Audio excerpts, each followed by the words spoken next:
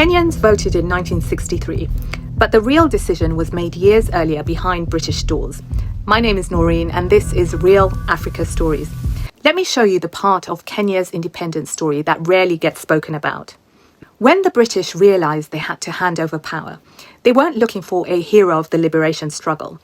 They were looking for someone predictable, someone who could keep the peace, and most importantly, someone who wouldn't disrupt their economic interests. That's where Jomo Kenyatta becomes central. After years in detention, Kenyatta returned with a softer public tone. He spoke about unity. He reassured settlers that Kenya wouldn't descend into chaos.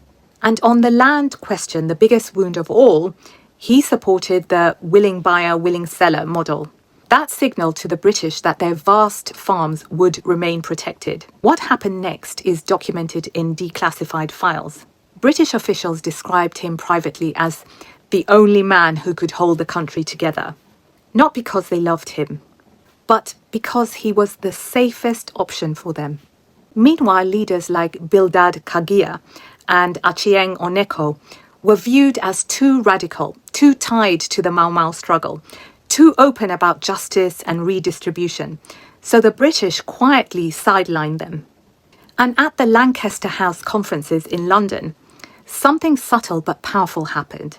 Kenyatta was treated as the main voice for the future of Kenya, even before he officially held that position at home. That told everyone watching exactly where the wind was blowing. Was he a puppet? No. Kenyatta had his own plans, his own loyalties, and his own political power. But was he prepared, polished, legitimised, and positioned by the British as the man they felt safest handing the keys to? Most historians say yes. So I'm asking you, how different would Kenya look today if another leader had been pushed forward? Interesting question. Share your thoughts below and follow this page for more untold African history. This is the Africa You're Not Shown, but I'm here to show you.